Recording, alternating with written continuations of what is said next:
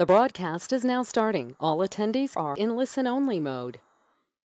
Good afternoon, everybody. This is Nicole Hennessy, Vice President of Music Biz. Hope you are all well.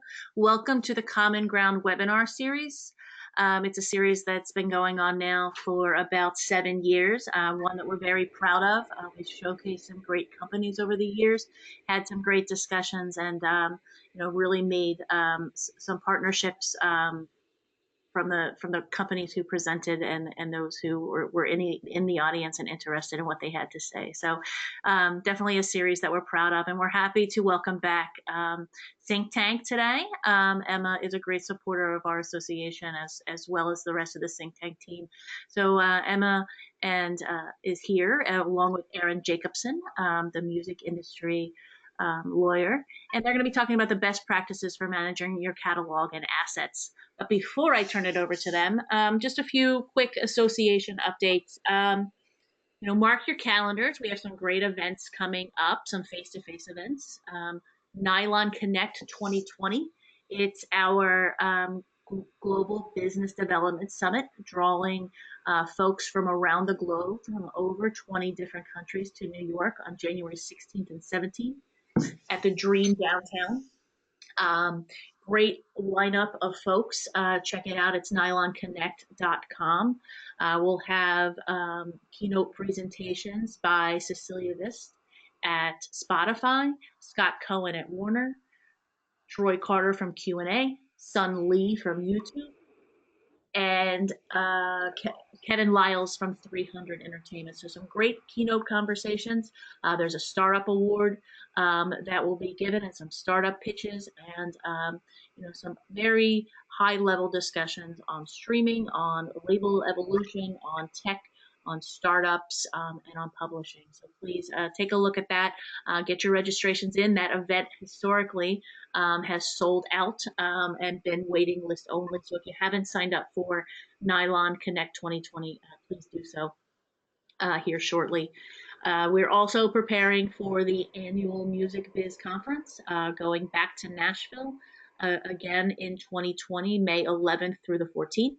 Our call for presentations just closed, so myself and the Music Biz team is working to put together the puzzle that becomes the program. We had a great number of submissions, and we're narrowing those down to make this the best program yet. So registration is open, and we'll be putting the preliminary schedule up there shortly, and putting a lot more programs and announcing those publicly on January 29th. So musicbiz2020.com is the shortcut, or if you go to musicbiz.org under the events tab, you will see the drop down for Music Biz 2020. Our webinar series, this is the last webinar in the fall series. So I'm working now to put together the lineup from January through May of 2020. So we'll be announcing that right at the turn of the new year. So be on the lookout in your inboxes for the lineup of webinars for the early part of next year. If we do not have a chance to correspond with you guys before, happy holidays to all of you. Again, we thank you for being here in the Common Ground webinar series. I'm going to now turn it over to Emma and Erin. There is a questions box on your screen for all you in attendance. If you have questions as the ladies are going through this presentation, please feel free to put those into the questions box, and they will answer those for you at the end of the presentation. So Emma, Erin, thank you for being on the Common Ground webinar series. We are going to mute ourselves on this end and listen in as everybody else is. Great, thank you, Nicole, for that introduction. My name is Emma Griffiths. I'm the marketing manager at Synchtank, and I also run our popular blog, SyncBlog. So I'm looking forward to taking everyone through the best practices for rights holders to manage their assets and data. Thank you, everyone, for tuning in. Oh. Very good. I want to introduce Synchtank quickly. We are a software as a service platform that rights owners and users of digital entertainment use to manage their assets, IP, and metadata. Now, historically, we've been known as a sync pitching platform, hence the name Synchtank. And while our platform still does have great pitching and licensing capabilities, we've really evolved our offering over the last decade to provide comprehensive asset management solutions. So it's a really adaptable platform, depending on our clients' unique requirements.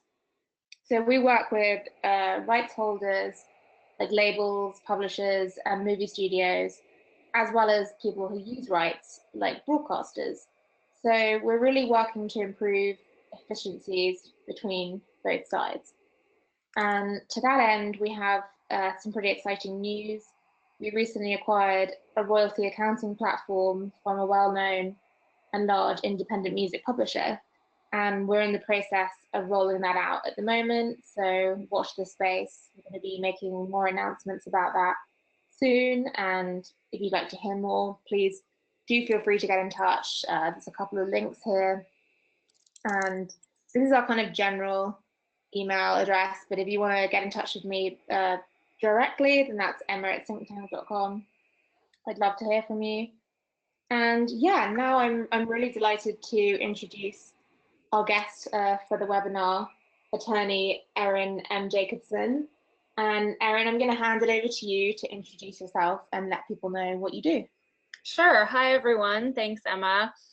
So as Emma said, I'm Erin Jacobson, and I am a music attorney in Los Angeles. I represent songwriters, music publishers, artists, Grammy and Emmy Award winners, legacy artists and catalogs, heirs and estates, and independent artists and companies like independent record labels, managers, producers, etc. So my practice is a transactional practice, meaning that I focus on the contracts and negotiating the deals and the agreements. I also do a lot of catalog cleanups for clients and help them manage their catalogs and their registrations. And in my work with legacy catalogs, heirs, estates, etc., I often, again, clean up the catalogs, work with lots of very old data and registration mistakes, get them fixed, file copyright terminations to help people get their rights back, acquisitions, if on both sides, depending on who the client is. So sometimes it's a client wanting to sell their catalog, sometimes it's, for example, a publisher who wants to buy a catalog. And for those older catalogs, I also work with the client. If the client is still living, I often work with their estate planners, and we work on putting a plan in place for the future of the catalog. And if it's the heirs or the estate, then we often have to deal with particular issues that are unique that come up in those scenarios, but also working with these catalogs to keep their legacy alive. Yeah, absolutely. I mean, that's really fascinating and really relevant to what we're talking about today. So thank you so much for joining us. I really appreciate it. You're welcome. Yeah, and as Nicole said, if you guys have any questions for the webinar, we're going to come to those probably at the end. So if you want to just kind of pop questions into the question bar, and also if you could make it clear, you know, if they're Synchtank related questions or questions for Erin, because while we have Erin on here, I really want to kind of make the most of her expertise. So yeah, if you could make that clear, that would be great. And then we can get to those later on. Oh, and Emma, I should just quickly, before you get started, that I just, because I'm an attorney, I just have my quick disclaimer that anything I say isn't legal advice or creating any attorney-client relationship with anyone, etc. So yeah, always if you have an issue. Okay, great. So I wanted to start with just some facts and figures, really, just about kind of the explosion of music consumption and volume. So the most streamed song so far has been Ed Sheeran's Shape of You, that got 2.3 billion Spotify streams, which is pretty insane. And you can only imagine the transactions that were generated from that on the kind of rights and royalties side. And also more people are paying for streaming and generally streaming than ever before, which is great news for the industry. We also see so many more tracks being uploaded. I mean, if you think about kind of before streaming, we maybe had, I don't know, 100,000 physical albums being released a year. And now we're seeing 40,000 tracks being uploaded every day just to Spotify. So the scale is pretty insane. And then on things like user-generated content, which it just continues to boom, you're seeing 500 hours of video being uploaded to YouTube every minute, which is like just mind-boggling to me. And you know, from there are so many opportunities on YouTube for using music and also monetizing that through advertising. So really exciting landscape, but also huge amount of volume, and there's going to be issues on the rights and royalties side because of that. So a couple of facts and figures on collections and copyright. So according to CSAC's report in 2018, there was 8.5 billion euros was the value of global collections on the publishing side last year. But surprisingly, only 19.1% of that came from digital. And I think that kind of really just goes to show how fragmented and difficult things are with music rights in the streaming age. And, you know, it just shows the complexities of digital licensing, because I would expect to see maybe a bigger percentage there. And then there's kind of trends in the industry as well that are further complicating things. So according to Music Week, it takes 5.34 people now on average to write a hit song, which is pretty crazy. And so that again is going to have an impact on the rights and the data and everything. And it's only going to make things like licensing and royalties more complex. And then all of these kind of issues essentially are leading up to black box royalties, which we're obviously trying to avoid. The figure that is generally banded around is $2.5 billion. Some people say less, some people say more, but you know, the real thing is that it's a huge issue and we need to do something about it. So yeah, that kind of gives you like a landscape of what's going on and the volume and consumption.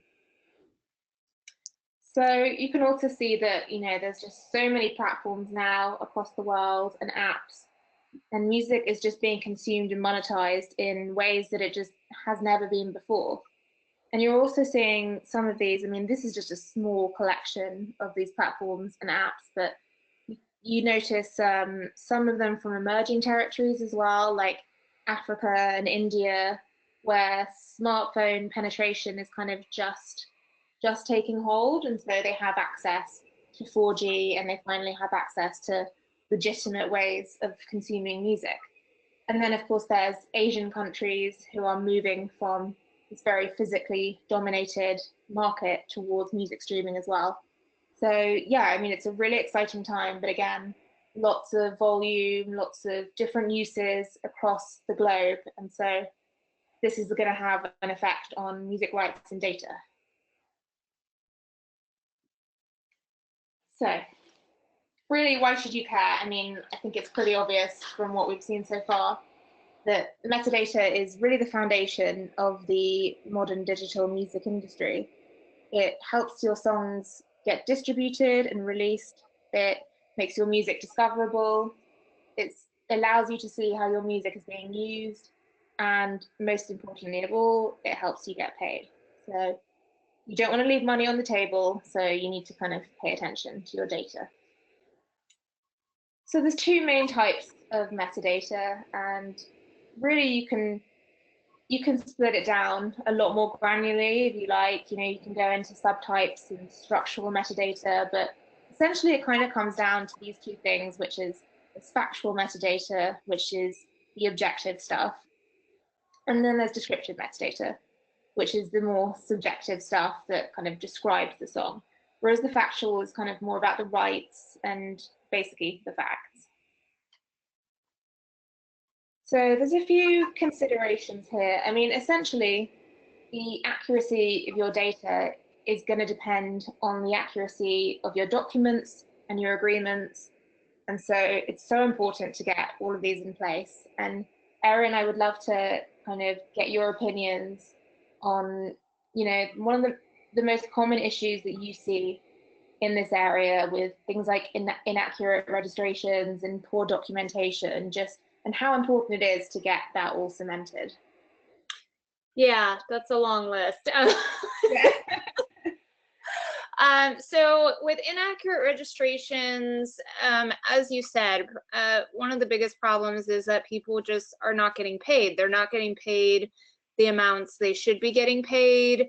In other cases, another party is collecting the money that is being paid that should be paid to a different party, but because of an incorrect registration, it's being paid to another party that shouldn't be collecting it.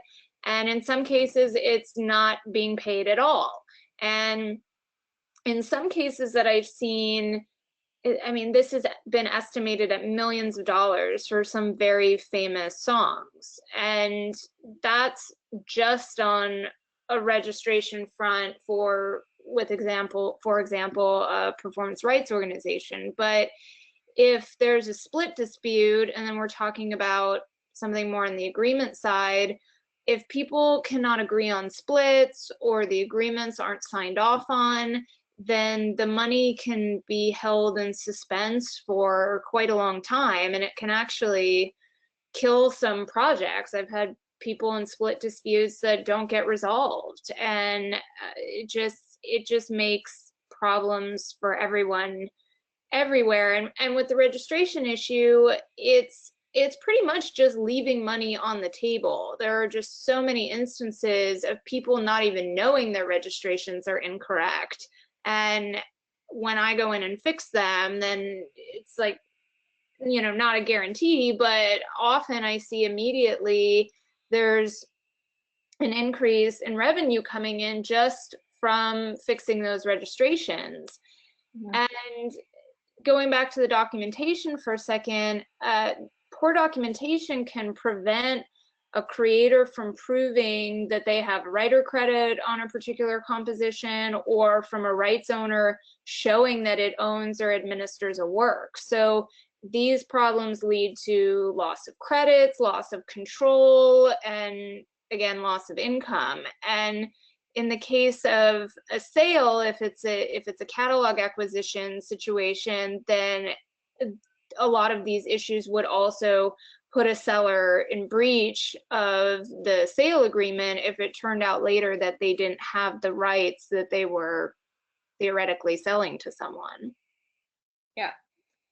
And then you work a lot with older catalogs, like you said, and I imagine that all of these issues are kind of exacerbated by, you know, time, essentially.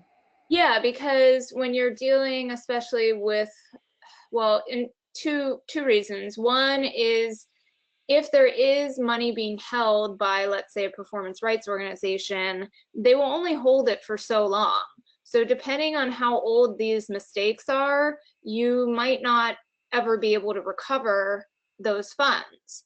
The other issue is especially when you're dealing with older catalogs, a lot of times documents can't be found, people don't remember, people have passed away. So there's a lot of holes in information, and sometimes those issues can't even be corrected. And we always do our best and we get them as close as we can, but in some cases it's just you have nothing to go on because the mistakes are so old. Yeah, absolutely.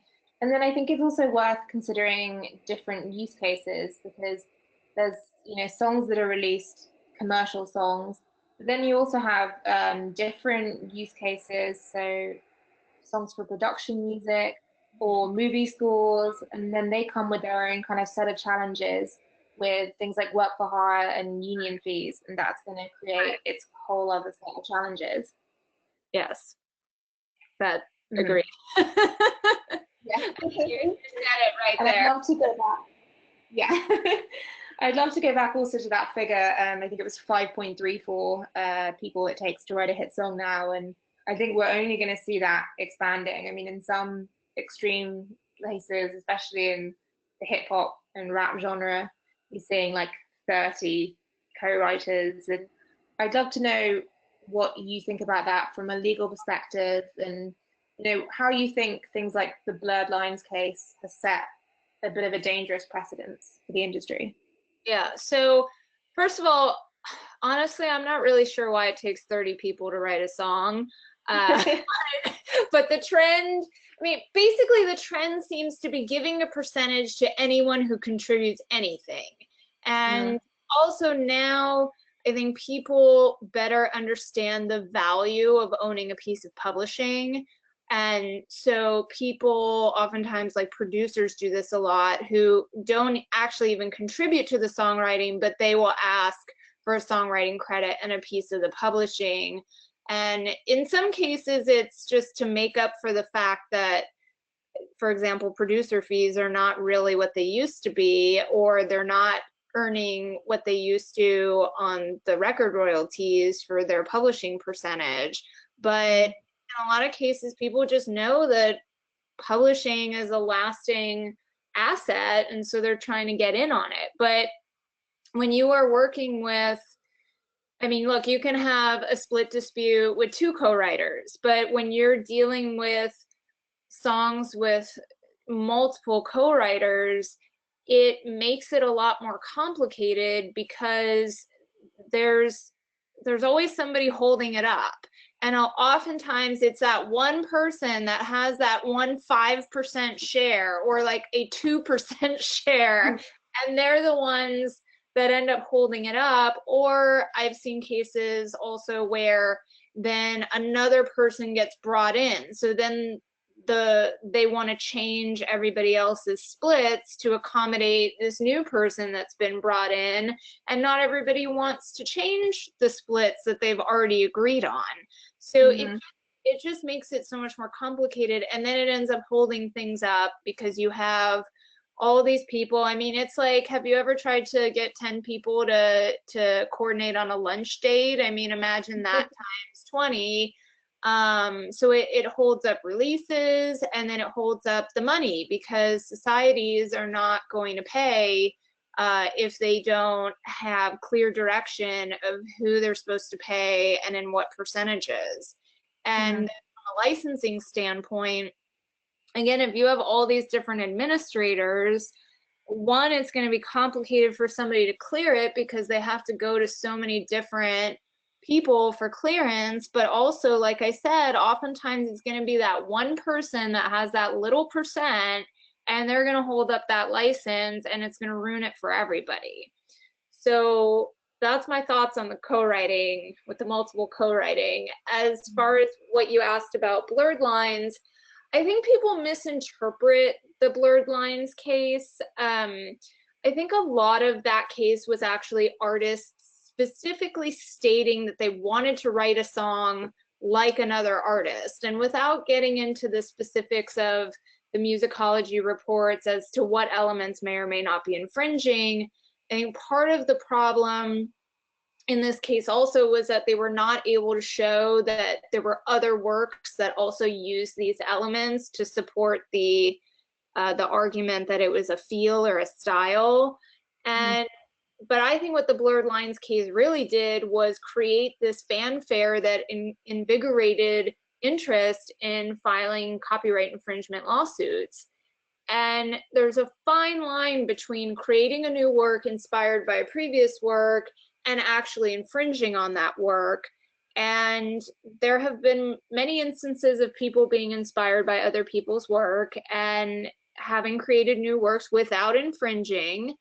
But I think what is even more dangerous is now we have cases like there was the recent case with Katy Perry and her song Dark Horse that shows that attention seekers can succeed in some of these frivolous lawsuits. Now that case is up for appeal, so we'll see what happens. But I think that case was actually a perfect example of somebody coming in where the people probably never heard his song. They testified they never heard the song, but but he succeeded in a jury trial.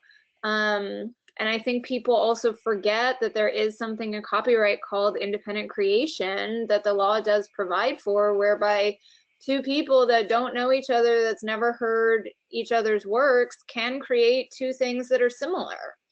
So it's really just kind of opened these floodgates, and the bigger you are and the bigger your songs are and the more money you earn, I think the more you are a target for these kinds of frivolous lawsuits. And I mean, believe me, I get calls all the time from somebody that tells me some famous person stole their song, and it's like, no, they didn't. And honestly, I think some of the lawyers that are taking these cases should know better. Yeah. You know, but that's a different topic, I guess. Yeah. I mean, I think it'll be interesting to see how it pans out, but yeah, some of it does seem very crazy. Yeah, there's some pretty crazy claims that get thrown around, and luckily most of them just get buried before they go anywhere. But like in this Katy Perry case, that's not always what happens. Yeah. Okay. Well, yeah, I mean, definitely that'll be interesting to watch because it feels like there's a new case like at least every fortnight now, which is kind of crazy. Yeah. But yeah, so going back to factual metadata, the biggest problem really here is standardization because there are no universal standards for how music metadata is collected or verified. There's no global centralized database, even though there have been efforts to create this, they've pretty much all failed. And labels, publishers, collection societies, they all maintain their own databases. So of course there's going to be discrepancies among them. And then you've got two widely used industry standards formats. So there's CWR, which is used on the publishing side, and that provides publishers and societies with a standard format for the registration of their works. And then there's GDEX, and this is mainly on the master side, and they provide standards that help players in the digital music value chain to communicate more effectively. So at Synchtank, we work with both of these. We're a part of the GDEX consortia, and both of these formats and standards are ingested into our system. And I think it's just generally, something good to be aware of. GDEX has, they release new standards pretty often. They have working groups, and it's just a good idea to kind of adapt your catalog information to meet these industry standard formats, because I think they're doing pretty good work to try and standardize things a little bit. But generally speaking, it really is down to individual organizations and artists and writers to take control of their data and make sure it's accurate. Having said that, there is also some new legislation that I'm sure everybody has heard of, and I'd love to go into that a little bit with you, Erin, because this is one of the most significant legislative changes to copyright law in decades, and it's brought about the Mechanical Licensing Collective, but people are somewhat skeptical, I think, about whether they're going to pull off what they say they're going to. Right. I think the implementation is the biggest hurdle that we're facing right now. So the good news with the MMA, the Music Modernization Act, is that, we are supposed to get a new centralized database out of this. So, sorry about that. Getting phone calls. So, yeah, I mean, but we have a team of music industry professionals making up the MLC, and they'll be overseeing all this implementation. The vendors that have been chosen for this database are the Harry Fox Agency for its data and the Consensus company to help build the structure and the interface. And as you have on your slide there, the database should be fully up and running by 2021, but for those of us in the business, it's going to be in beta version just as of this coming year in 2020. So we are still waiting to see what that will look like, what the data is going to look like, what data is required, how it needs to be ingested, all those practical considerations. But I know I'm definitely expecting to be spending lots of time helping clients getting registrations into the new database. But yeah, I mean, the hope is that it will be able to do, the MMA will be able to do everything that it's promised to do, but that's just going to be based on time and waiting and seeing and everybody working towards it. Mm-hmm. Yeah, I mean, it's a huge undertaking, so it will be amazing if the outcome is as planned. So we shall see what the Exactly. what the outcome is. Yeah, and in terms of actual metadata fields for factual metadata, we're looking at, as I said, it's all objective stuff. So it's title, artist, genre, and then probably the most important bits are these identifiers. So you've got the IPI numbers, you've got the ISWCs, the ISRCs, and those are the things that are really going to help you get identified correctly and get paid. So you really want to make sure that those are all accurate. And these need to be embedded into your catalog. This is a screenshot of the back end of the Synchtank system. And this is just like a track backend where you can put in metadata. This can also be done on a bulk basis as well. And you can see all the different fields. There's a bunch of different options along the top, so I'm not going to go into all of them. And obviously not all the fields are populated here, but it gives you an idea. You can put in the publishing and the IPI. The next slide, this has the master information. And then you've got the rights information as well. And then what's cool is once that's all populated on the back end, I'm going to give you an example of a front end of one of our client systems. And you can see here, so I'm just going to head to this website, and this will all be run on stuff that they've populated on the back end of their system. So this is our client, music.film. They are cutting edge, literally cutting edge, the company. They license film scores for use in sync and stuff like that. So you can see here that this is all generated from the data that they've put on the back end. So you've got all the factual clearance information that you would need.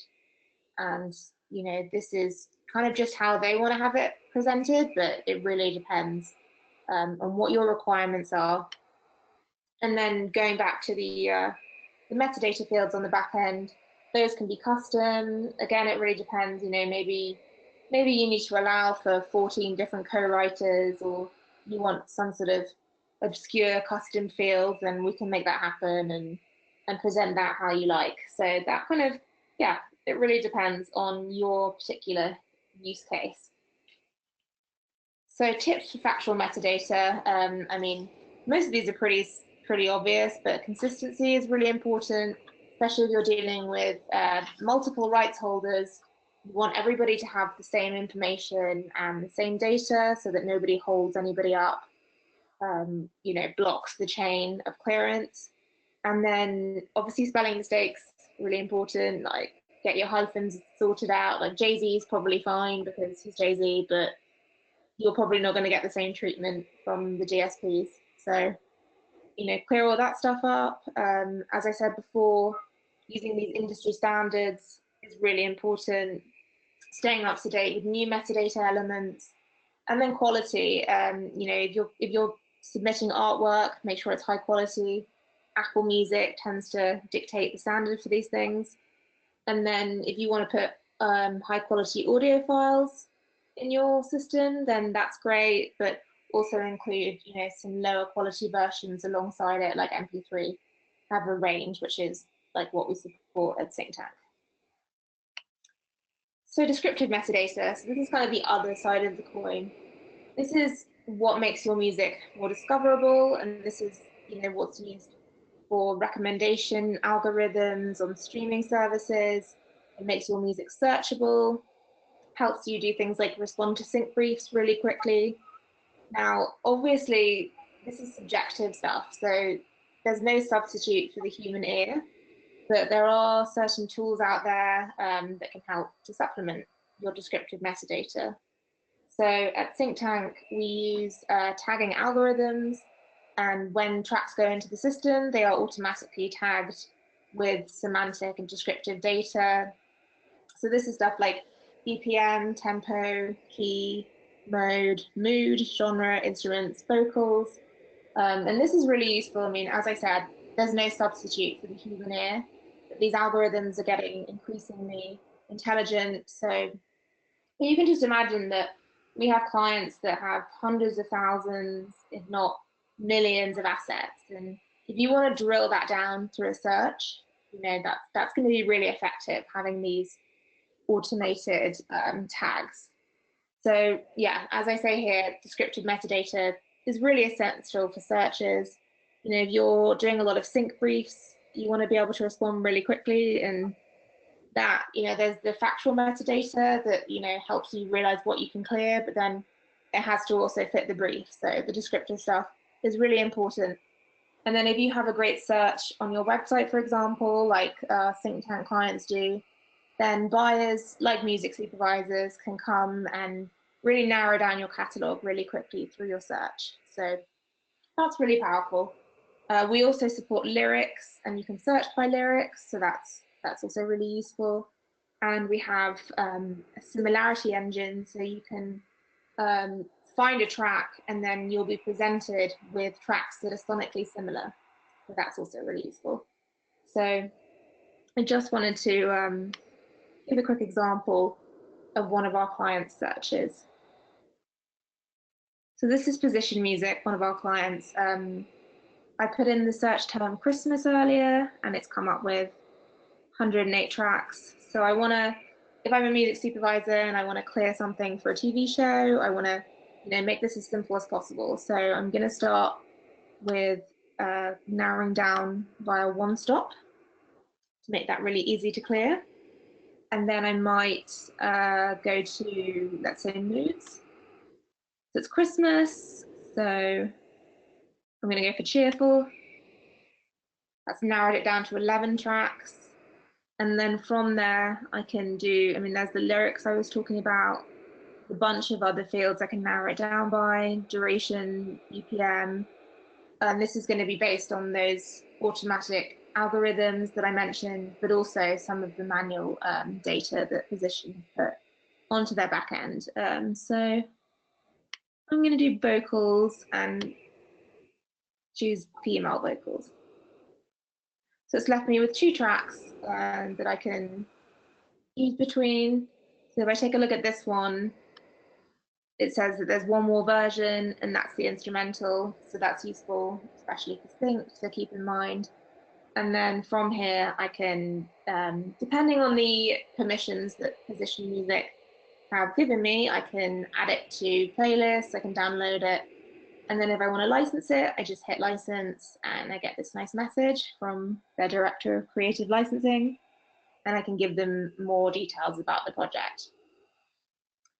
So that's just kind of an example of how having a really great search powered by good data can really help, with briefs and discoverability.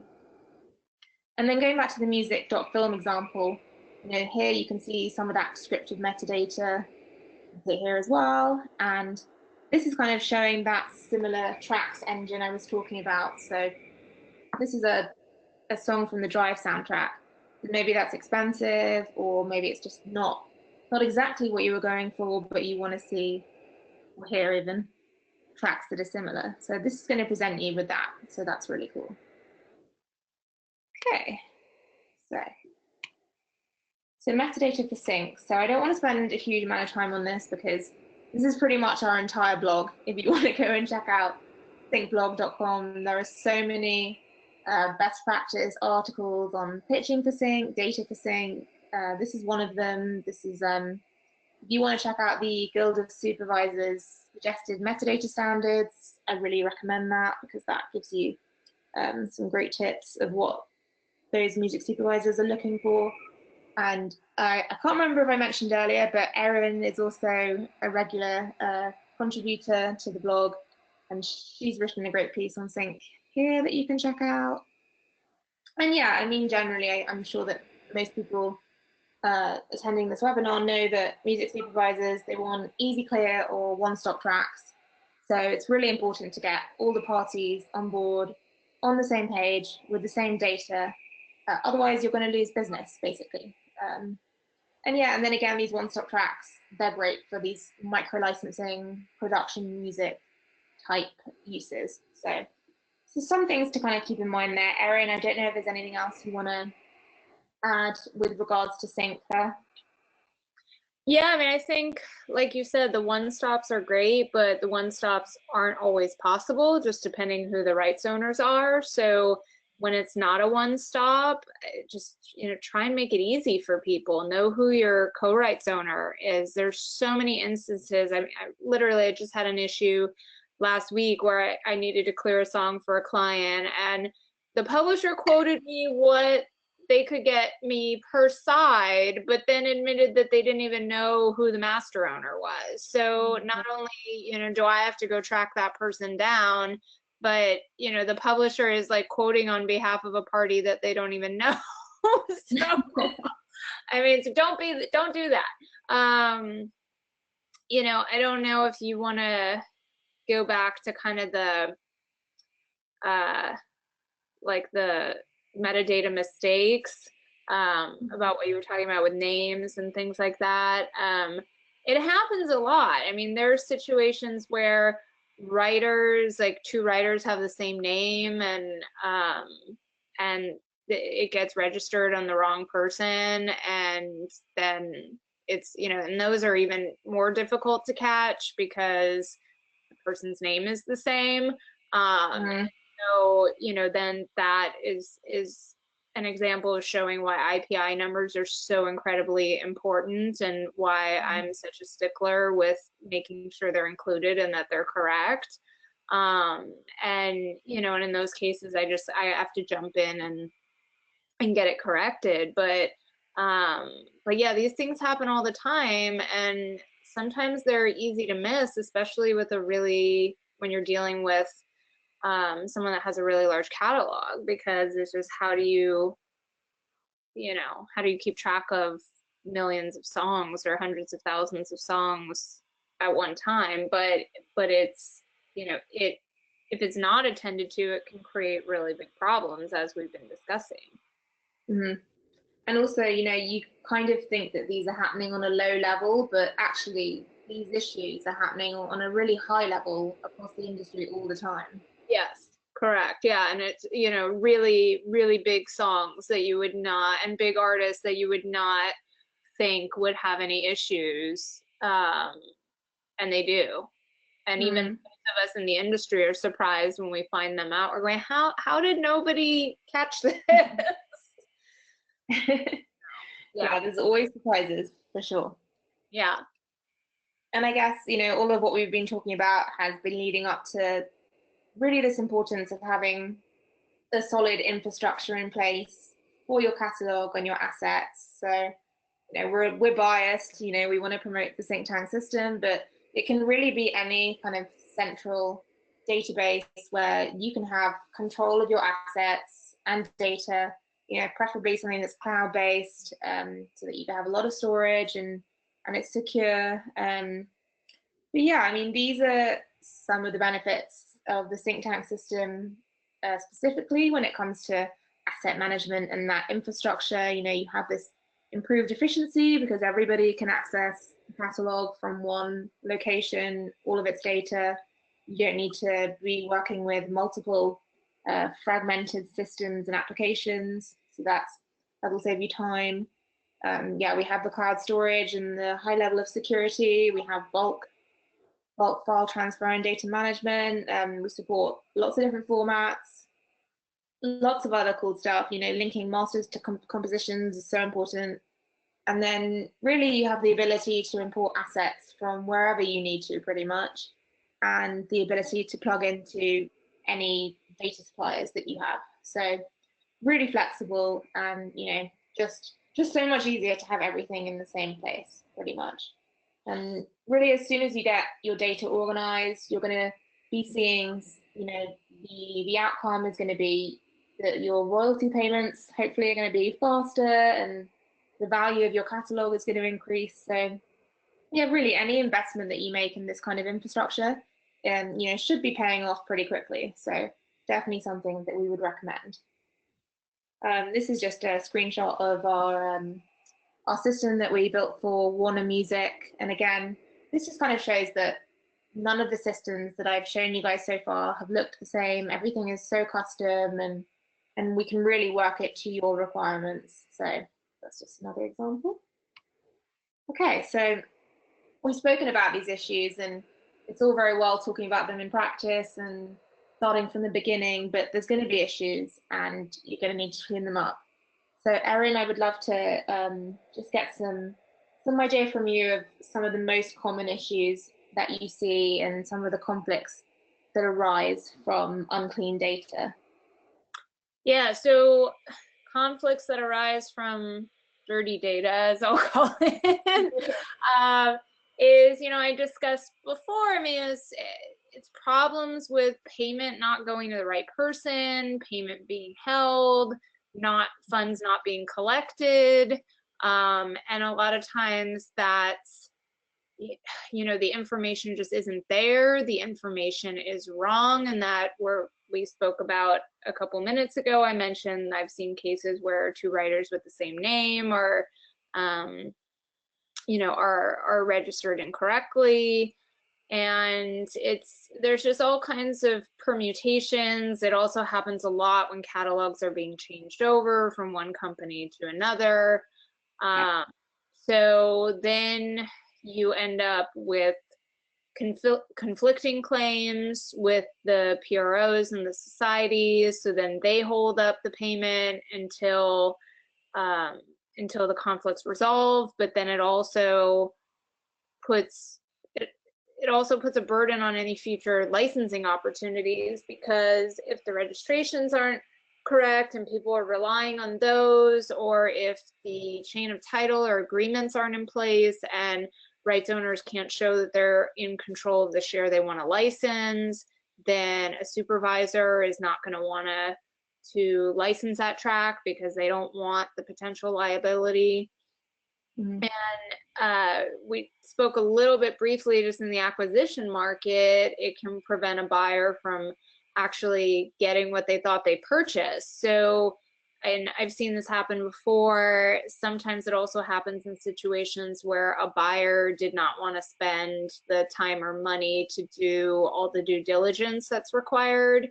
And then they bought the catalog, they paid the money, and then found out that another publisher had claims to a majority of the catalog they just bought. And so then the seller was in breach because the seller just genuinely had no idea. Cost the buyer a lot of legal fees to fix the situation and get the rights that he thought he was buying initially.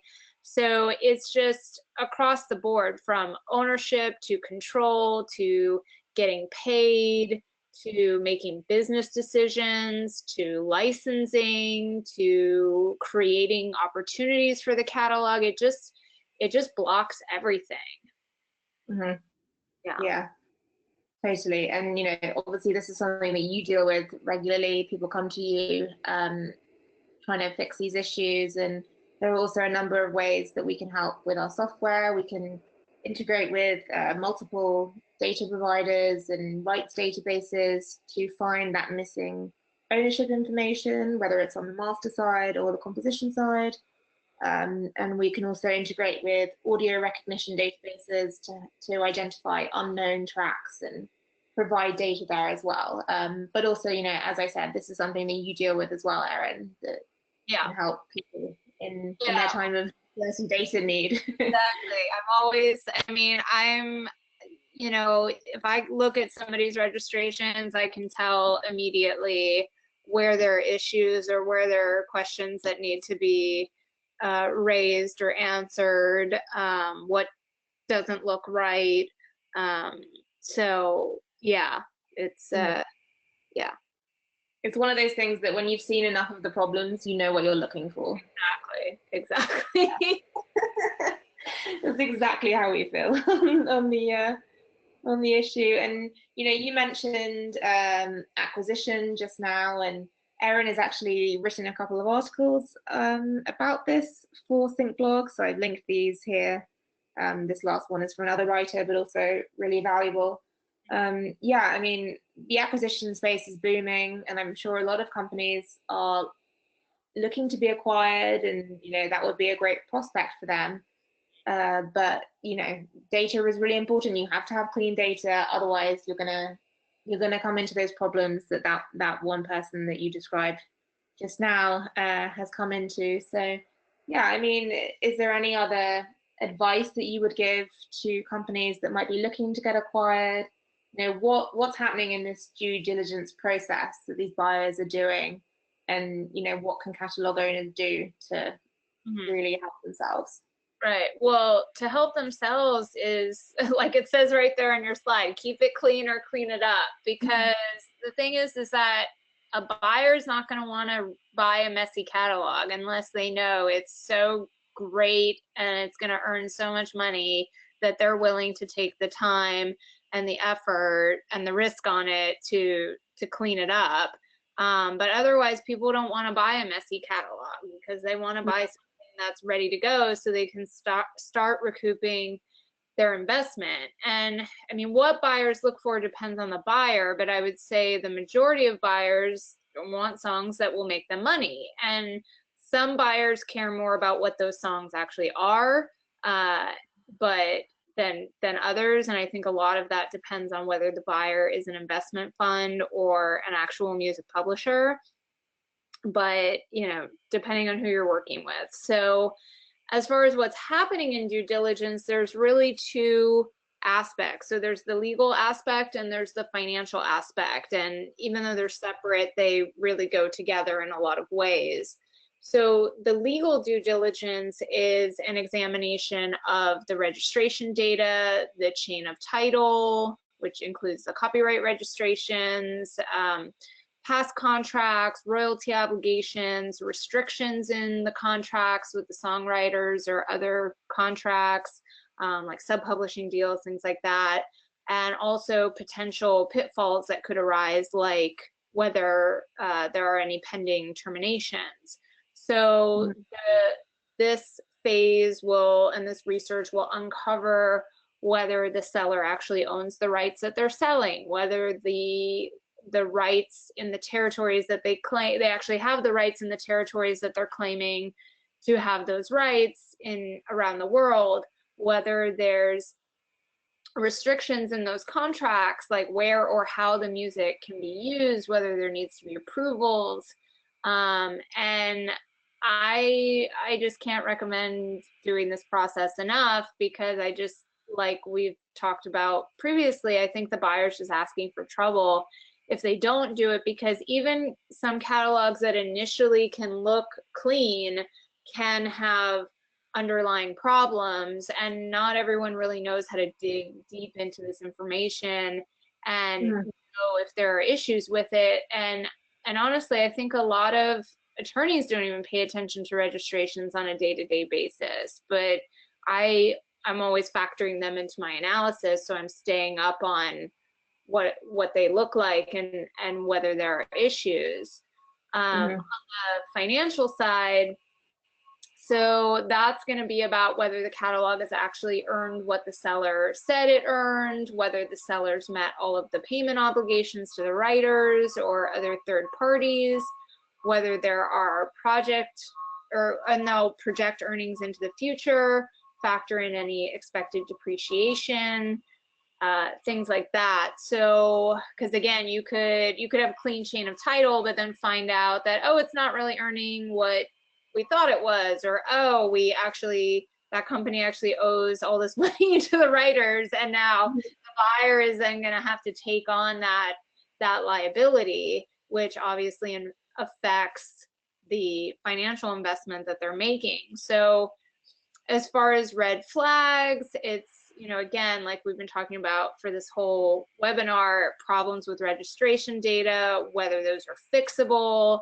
problems with chain of title, whether there are restrictions in the contracts, whether those restrictions affect the investment, whether there are pending terminations, because you don't want to buy a catalog and then find out that you'll be losing the majority of it right after you buy it. If there's any infringements or pending litigation, you know, things like that. So these are all things that we look for to help a buyer make a good decision. Sorry. To make a good decision as far as, you know, buying something that they're actually going to be able to make a return on their investment and make the purchase worthwhile. Yeah, exactly. So basically follow all the best practices in this webinar and you should be fine. Right. Yeah, exactly. And if not, speak to Synchtank about cleaning up your data and speak to Erin and, you know. Yeah, exactly. And, you know, like I said, I linked some of those articles below that you discuss exactly what we've been discussing. And so there's some really good advice here. So unless there's anything else you want to add to that, I thought I would. I think we have a couple of minutes maybe for questions. Hang on a sec, I just need to open. Yeah, it looks like oh, lost the main screen. There we go. We have a couple thank yous, so you're welcome. That was nice. Glad you enjoyed it. Yeah. It looks like one person has asked, how does registering the copyrights to a song, oh, sorry, Emma, I'm just like totally taking over. No. Go ahead, honestly. How does the registering the copyrights to a song or an entire album with the Library of Congress play a role? So I'm not sure what aspect that this person is referring to, but basically, I mean, that is part of the chain of title. So that is, especially in an acquisition situation, I mean, first of all, that's public record that you own this work. I mean, there are benefits to copyright registration, one of which is that it's listed in the online copyright database, and it's presumption of ownership that you must own it if you're the one that registered it. But then, you know, so the one that owns it then has the control of it. So unless, you know, either they're going to be the direct licensing contact, or they're going to be the one that's able to grant rights to another party to administer or be a licensing contact, or whatever the situation might be. And then in an acquisition situation, it's, you know, a buyer is going to want to know that those registrations are in place and that chain of title is there and complete, so that way they know that they're getting a solid asset that they won't have problems exploiting. Mm-hmm. Yeah, that's great advice. And there's another quite interesting question from Michael Chorizo. There's a lot more here. Okay. Yeah, there's a lot of thanks. So thanks for the thanks. And yeah, he says, aside from the great suggestions that you gave for optimizing a catalog for acquisition, how do you effectively notify potential buyers that the catalog is available to acquire? So that's quite interesting. So he says, is it customary to like pitch catalogs to people? Right. It is actually. And it depends on the catalog. Sometimes they're not on the open market and it's kind of just through a relationship or something. But yeah, it actually is customary to pitch a catalog to a group of potential buyers and see who's interested and what they're willing to offer. So yeah, and that will normally, I mean, again, part of that is relationships, but you know, normally the attorney that's handling the acquisition is going to be involved with that. Mm-hmm. Okay. There's a couple more coming in. So I don't know. I mean, I don't know if we want to take some of these by email. This person says, from a lawyer's point of view, what are some of the ways that an independent artist can be efficient when trying to get sync deals? I mean, I'm not a lawyer, but I could probably give this person some ideas on that. I don't know if there's anything you want to add, Erin. Yeah, I mean, go ahead and I'll add. Yeah. I mean, you know, there's so many platforms now that can help you really online. So I would say, you know, get represented by one of those platforms, really. Yeah, I mean, that's definitely good, because the thing is that as an independent artist, otherwise you're gonna have to go out and make all the relationships with supervisors and things like that. And it's a really, I mean, it's like coming into a whole new world, with a whole new group of people. It's hard to break in. So yeah, I mean, you want to be with either a library or a platform that's gonna be able to, that has those relationships in place already, able to help with that. So Yeah, I mean, music supervisors don't really like to be pitched by people they don't know so much. You know, they have relationships with sync agencies and a lot of these platforms already. So definitely a good idea. I mean, as I said before, we can definitely, I will have all these questions anyway, so I will get back to everybody that we haven't answered by email. So I think we'll take one more, which is, I'm an English, so this is from Sharon. I can't pronounce his name, so I'm not going to try. She's an English media composer working for a US production music library.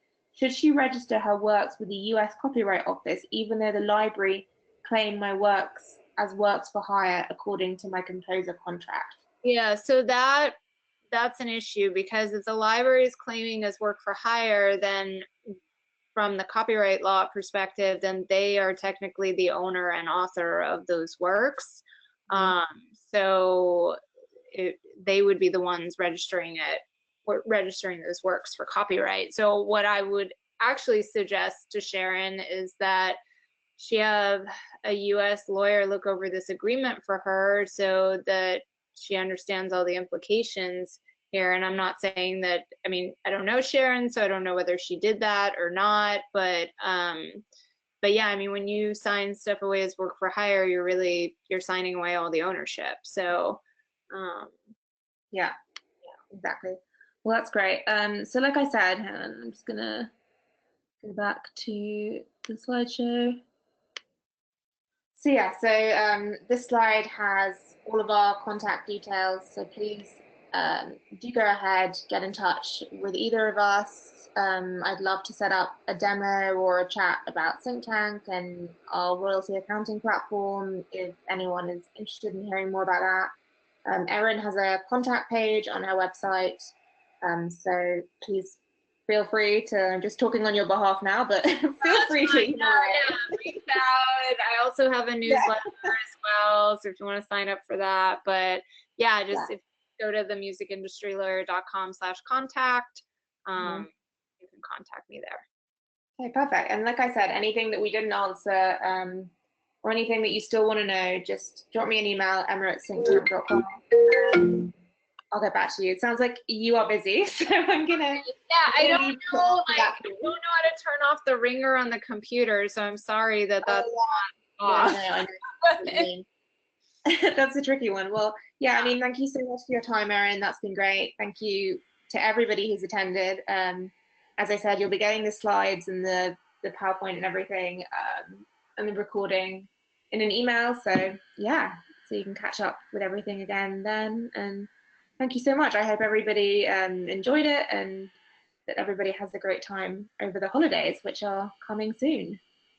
Yeah, happy holidays, everyone. Yeah, and thank you, Nicole, and to the Music Business Association for giving us this opportunity.